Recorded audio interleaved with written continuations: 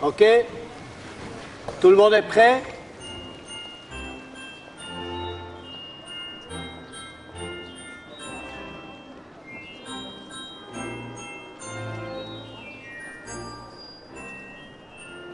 Alors, silence, s'il vous plaît, et on peut commencer.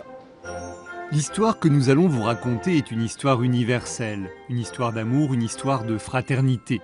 Bienvenue dans l'univers du plus célèbre opéra de Mozart, La Flûte enchantée. C'est une histoire simple et à la fois très très complexe.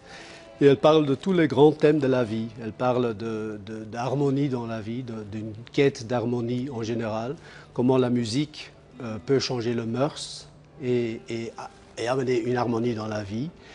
Ça, évidemment, c'est une allégorie déjà. Et après, elle parle aussi d'amitié, elle parle d'amour, elle parle de confiance en soi, elle parle d'un cheminement que chacun de nous, on doit traverser dans notre vie. Donc ce sont des thèmes très très généraux. Et c'est comme un conte au large, au grand sens du terme. C'est un conte et une histoire un apprentissage dans la vie.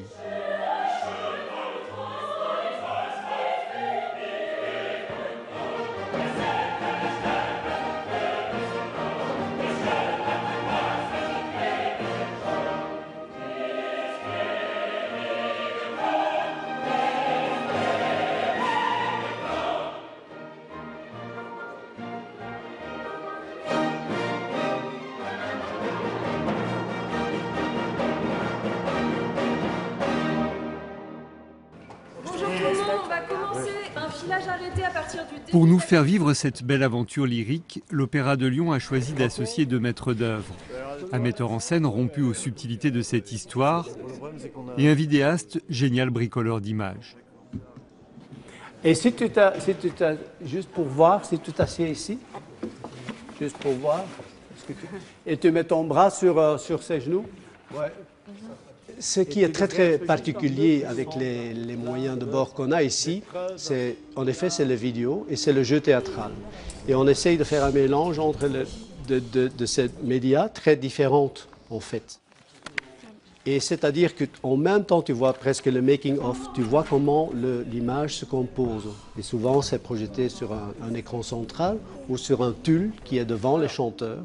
Donc, tu vois une image qui s'est composée comme un film par des moments. Mais en même temps, tu peux décomposer l'image et tu peux voir comment, avec beaucoup d'humour, souvent l'image s'est faite, s'est créée. Et puis, tout d'un coup, tous ces écrans sont partis, toute la machinerie est partie, on reste dans un pur jeu théâtral. Et tous ces différents univers qu'on essaye de mêler, d'harmoniser ensemble, ça c'est vraiment une approche délicate et une approche unique.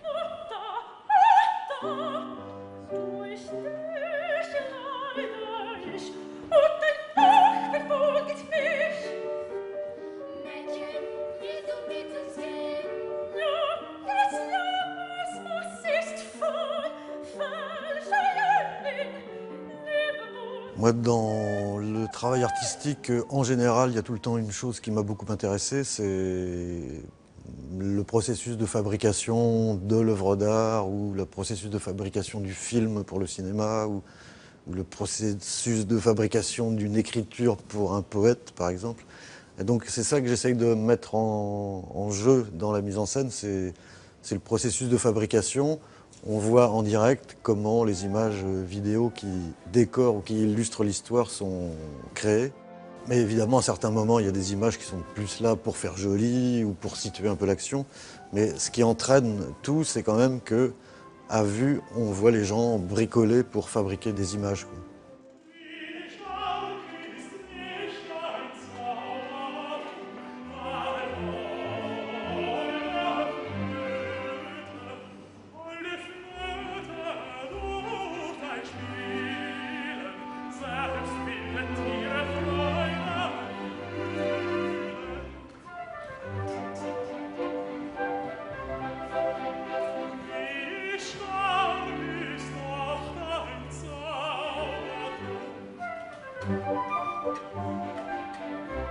L'univers visuel est tellement fort, il implique tellement déjà de manière de se déplacer, de positionnement à prendre, que de toute façon, un jeu relativement normal, sans exagération dans un sens ou dans un autre, va être finalement modelé par la scénographie.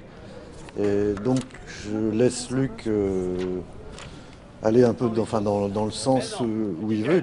Donc il fait un travail à sa manière, mais qui est pris de toute façon dans le carcan d'un scénario. Et à la fin, je reconnais le storyboard que j'ai fait. Et peut-être toi, tu ne le touches pas encore. Mutter, mutter, meine Mutter. Hein? Et concentre-toi, hein, c'est ça que tu dis. Je veux savoir une chose. Où est-ce qu'il est? Alors, Sabine, tu as tous ces déplacements hein, pour décider où est-ce qu'il est. L'image, la vidéo, la scénographie doit se mêler avec le jeu qu'on a conçu. C'est-à-dire que aussi en grande partie, les chanteurs et moi, on doit être patients parce qu'il y a un temps pour que la technique et la vidéo ils se mettent déjà en place, ils s'installent et avant de pouvoir incruster notre travail préalable et la technique de vidéaste. Et après, bien sûr, il y a les regards qu'il faut ajuster, il y a comment jouer avec ces techniques et avec ces effets illusoires. Dans ce cas-là, si on le fait comme ça, kein Wort! Il est à toi maintenant. Hein? Mais à ce moment-là, il serait présenté peut-être. Again you come, again you come. Well, we have to on the twice verstoßen. And in the coloratur here, you get up your legs, you get up. And then you get it in this ha ha ha ha.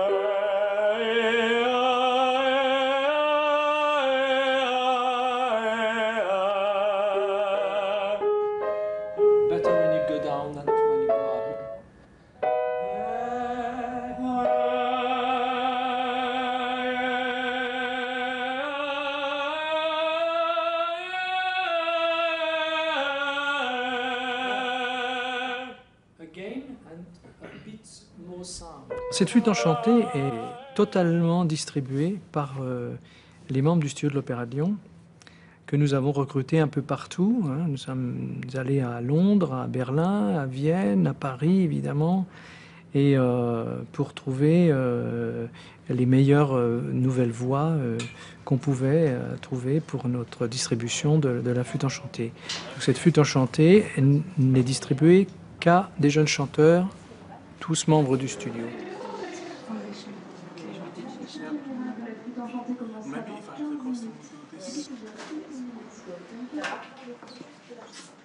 C'est très agréable de travailler avec eux parce qu'ils ont tous des prises de rôle. Maintenant, j'ai tout à fait confiance. Au début, il faut avoir de patience aussi parce qu'on n'a pas la maturité dès le début, on n'a pas la sûreté dès le début. Et on a vraiment eu l'occasion, en commençant d'ailleurs par un atelier sur le jeu, purement sur le jeu, pas directement mise en scène. Et on a fait vraiment un cheminement ensemble et on a découvert chacun de ces rôles-là ensemble.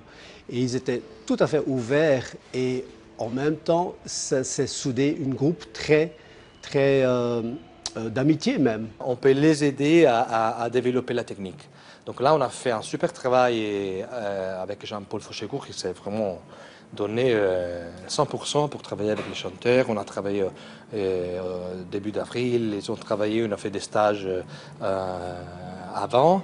Et on a travaillé très bien avec mon assistant pour l'allemand et c'était très bien de travailler avec d'autres gens.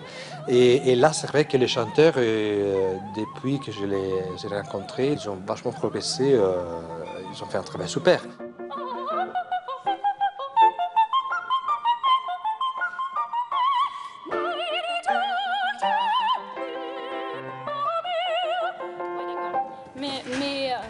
I had to cut the mea Yeah, you have to cut the man. Absolutely. Pour moi, le rôle de la Reine de la Nuit, c'est un gros challenge et je pense qu'on peut dire que c'était un but aussi pour mon type de voix en tant que soprano coloratour. Grâce au studio de l'Opéra de Lyon, j'ai eu la chance de le monter ce rôle avec des conditions très confortables de temps. On a été vraiment entouré par de nombreux professionnels, on a été en équipe, une équipe très soudée. Donc c'est un rôle qui aujourd'hui me rassure plus qu'autre chose, je me sens prête, donc je suis ravie enfin de rencontrer le public sur ce rôle.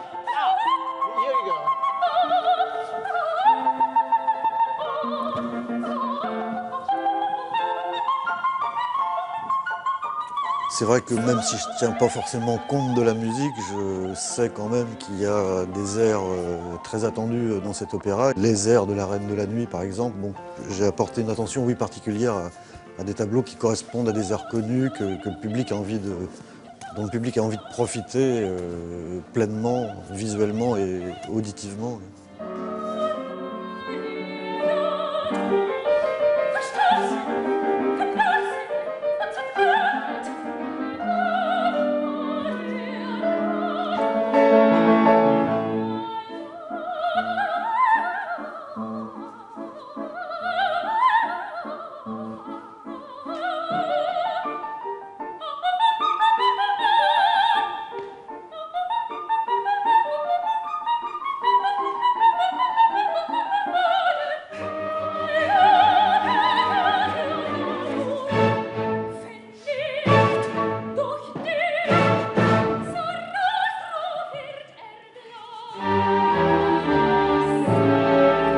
C'est vraiment une opéra magique.